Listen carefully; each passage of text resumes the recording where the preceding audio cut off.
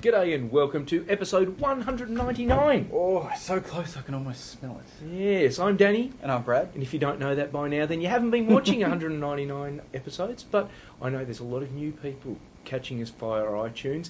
If you are new to the show, make sure you hit wineweek.com.au, sign up for the emails and have a look at the back catalogue of shows because there's a lot of them. Except don't go all the way back to number one. That's looking pretty tired now. It does look a little bit weird. We might talk more about episode 1 next week. But let's kick off this week with a wine that's been given the big number one, named as the best single vineyard white wine in the world. That's a huge wrap. A very large wrap indeed. This is by the International Wine and Spirit Competition. Just held their big trophy awards dinner in London last night, and the Mount Pleasant Lovedale Semillon getting the very large wrap indeed. Now, this is no surprise to Australians, especially no surprise to the New South Welshmen. This is a wine that people, especially as I say from New South Wales, know and love because it is a stunning example of the varietal. And a lot of people would say aged Semillon is Australia's gift to the wine world because, look, it's a style that's just done better in the Hunter Valley than anywhere else in the world. And the Lovedale, the perfect case in point. When Semillon's very young, it's often a little bit kind of green, a little bit kind of cut grassy in some regards. Once it gets to this stage, honeyed off, you start to get just straw notes rather than cut grass notes, and the Lovedale, absolutely brilliant. And when we're talking about $40 for what some people now say is the best single estate, single vineyard white wine in the world, that's insane. So make sure, if you've got a couple of spare foldings this weekend, go out and grab one and just see what all of the fuss is about. Yeah, look, and it really does spur on that argument as to what is Australia's best white wine. So this one getting the gong puts Semillon back in the forefront. Lovely to see.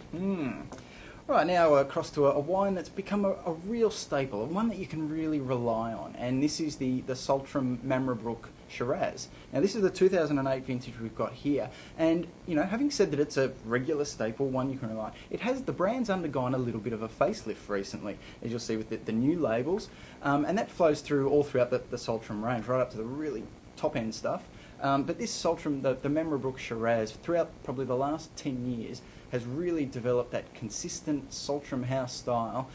It's a Barossa Shiraz that's made in that sort of big, bold Barossa Shiraz style, but at the same time, it does keep everything in check. The oak's not too over the top, and whilst it is a style that you can enjoy now, it is one that will reward some cellaring as well, because these ones can easily lay them down for 5-10 years and they'll look the goods. And the great thing about it's the price. Now, recommended retail on these is actually over the $30 mark, but a lot of people wouldn't realise that because in the retailers, this one is one that gets discounted all of the time, and we're the ones who benefit from that. So you can find it as low as the low 20s, even around sometimes when it's massively undercut, around $20, which for this style of Shiraz is really good buying. So the Mamre Brook, if you haven't tried it for a while, get back on. Yep, new label, love the new label. Still a great wine. Now, last wine we're going to talk about this week, another white. We often do 2 reds and 1 white. This week it's 2 whites and 1 red. This, the Yabby Lake Chardonnay. In fact, this one's the 07. The current release that you'll see in most of the shops is the 08. This is from my personal cellar. I brought this along today. So we do actually drink the wines that we talk about? Yes, definitely. Now, this, as I say, Yabby Lake, I don't know the winemaker down there personally. I know a lot of winemakers because we've been doing this for a while now, but I'm looking forward to meeting Tom Carson on the weekend because he and a bunch of other people will be down playing touch footy for a very good cause at the Wine Rules event down in Elwood in Victoria. So I'm looking forward to catching up with him then and telling him that I really like the way he does his Chardonnays. We've talked about his Pinot Noir on the show before. This, the Chardonnay, also a beautiful example of Mornington Peninsula and, I guess, new Australian Chardonnay. It's not that over-oaked, overworked, 14 tonnes of malolactic fermentation gobs going through it.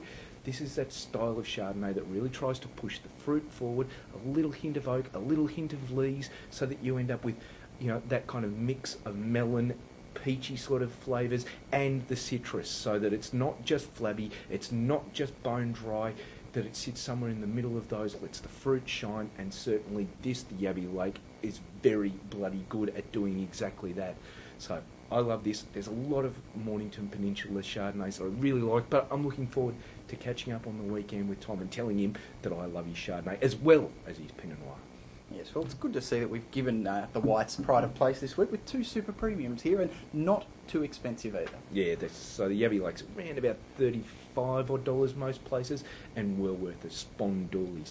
Now, the other thing to do with Wine Rules this week is we've got Matthew Jukes on the radio show this weekend. Yeah, so make sure if you haven't jumped on the radio show yet, hit our website because the links are all there, and subscribe through iTunes because it should be a good show tomorrow. We're looking forward to recording and meeting Matthew. Yeah, had Leanne de Bortley on last week. Matthew Jukes on this week, and he's certainly a big rap for the Lovedale. We know that. He put it as one of his absolute best in his top 100 Australian wines this year, so... Go the Aussies. Yes, love that. Anyhow, we'll see you all again next week for episode 200. See you next week.